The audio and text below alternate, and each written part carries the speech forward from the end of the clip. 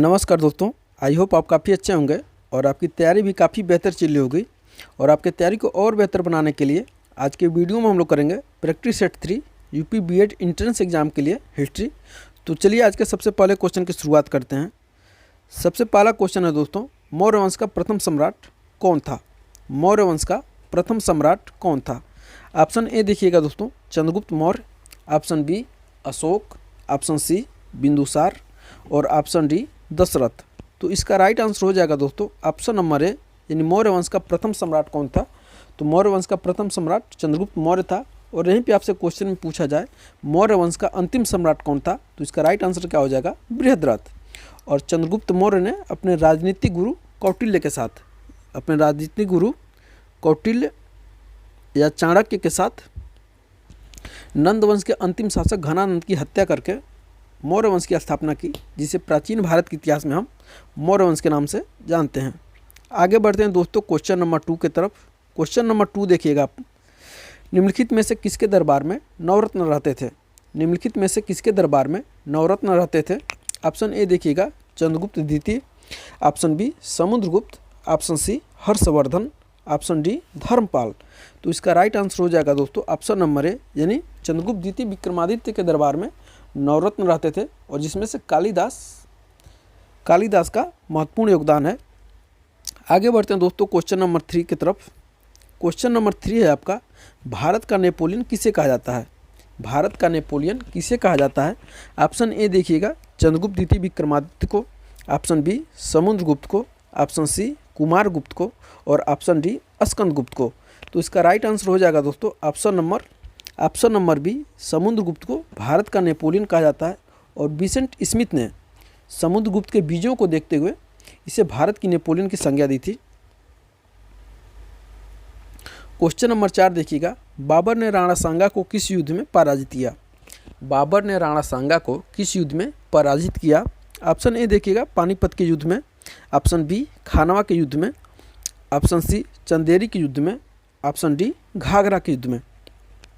तो इसका right answer हो जाएगा दोस्तों ऑप्शन नंबर बी, यानी बाबर ने राणा सांगा को खानवा के युद्ध में पराजित किया था। और खानवा का युद्ध हुआ कब था दोस्तों? तो 1927 में। खानवा का युद्ध 1927 में हुआ था, ये 1927 है। और पानीपत का युद्ध कब हुआ था? तो माफ़ करिएगा दोस्तों, माफ़ करिएगा, खानवा का युद्ध कब हुआ था दोस्तों? तो खानवा का युद्ध हुआ था 1527 में। खानवा का युद्ध 1527 में। और पानीपत का कब युद्ध हुआ था? पानीपत का युद्ध 1526 में। और चंदेरी का युद्ध कब हुआ था? तो चंदेरी का युद्ध 1528 में। और घाघरा का युद्ध 1529 में। घाघरा का युद्ध 1529 में। इसका ट्रिक है, पानी पिया खाना खाया, चल दिया कहाँ पे? घर की तरफ।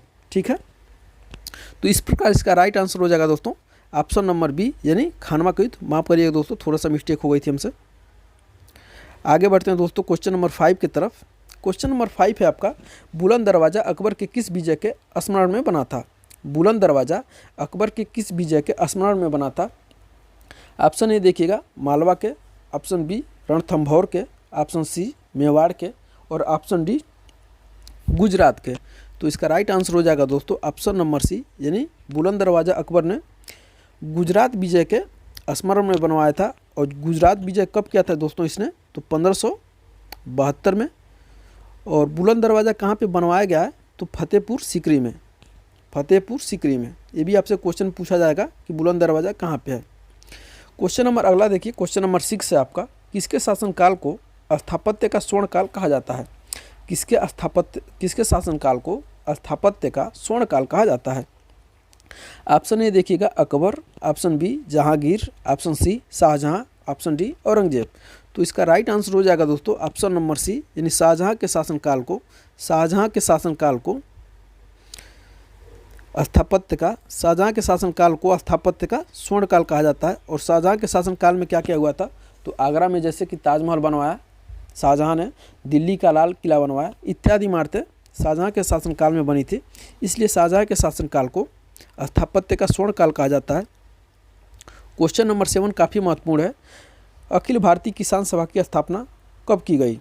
अखिल भारतीय किसान सभा की स्थापना कब की गई? ऑप्शन ए देखिएगा 1935 ईस्वी, ऑप्शन बी 1936 ईस्वी, ऑप्शन सी 1930 ईस्वी और ऑप्शन डी 1933 ईस्वी। तो इसका राइट आंसर हो जाएगा दोस्तों ऑप्शन नंबर बी, यानी अखिल भारतीय किसान सभा की स्थापना 1936 ईस्वी में की गई थी। कहाँ पे?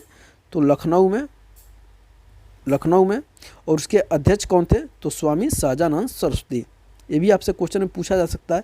मान लीजिए इस क्वेश्चन में क्या पूछा गया, डेट पूछ लिया, कहीं कहीं स्थान पूछ लेगा, कभी आपसे अध्यक्ष पूछ लेगा। तो आप तीनों जानते रहिए, स्वामी सहजानंद सरस्वती। क्वेश्चन नंबर 8 देखिए, जलियांवाला बाग दुर्घटना हुई थी, काफ़ी फेमस क्वेश्चन है। ऑप्शन ए देखिएगा 15 अगस्त 1906, ऑप्शन बी 13 जून 1911, ऑप्शन सी 13 अप्रैल 1919, ऑप्शन डी 27 मई 1920। तो इसका राइट आंसर हो जाएगा दोस्तों ऑप्शन नंबर सी, 13 अप्रैल 1919 को जलियांवाला बाग हत्याकांड हुआ था। कहाँ पे? तो पंजाब के अमृतसर में। क्वेश्चन 9 देखिए, महात्मा गांधी के राजनीतिक गुरु कौन थे?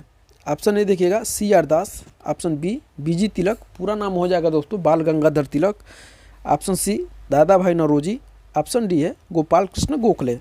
तो इसका राइट आंसर हो जाएगा दोस्तों option number D Gopal Krishna Gokhale Mahatma Gandhi के राजनीतिक गुरु थे। और गोपाल कृष्ण गोखले के द्वारा 1905 में सर्वेंट्स ऑफ इंडिया सोसाइटी की स्थापना की गई थी, जो काफ़ी महत्वपूर्ण है। पिछले वाले वीडियो में हम आपको बता चुके हैं। क्वेश्चन नंबर अगला देखिए, क्वेश्चन नंबर 10, ब्रह्म समाज का संस्थापक कौन था? ब्रह्म समाज का संस्थापक कौन था? ऑप्शन ए देखिएगा Ishwar Chandra Vidyasagar, option B Keshav Chandra Sen, option C Lord William Bentinck, option D Raja Ram Mohan Roy. तो इस प्रश्न का राइट आंसर हो जाएगा दोस्तों ऑप्शन नंबर डी, यानी राजा राम मोहन राय ब्रह्म समाज के संस्थापक थे। और राजा राम मोहन राय के द्वारा ब्रह्म समाज की स्थापना 1828 में कहाँ पे की गई थी? तो कलकत्ता में। स्थान भी याद रखिए, हो सकता है कभी आपसे स्थान भी पूछ लिया जाए, कलकत्ता में। तो कैसा लगा दोस्तों आज का क्वेश्चन, कमेंट करके आप जरूर बताइएगा। इसलिए आपके एक कमेंट से हमें काफ़ी सारा मोटिवेशन मिलता है और आपके लिए कुछ बेहतर करने का और भी हमें इच्छा करती है। तो इस वीडियो को अपने दोस्तों के साथ ज़्यादा से ज़्यादा शेयर करिएगा और मिलते हैं अगले वीडियो में। तब तक के लिए बहुत बहुत धन्यवाद।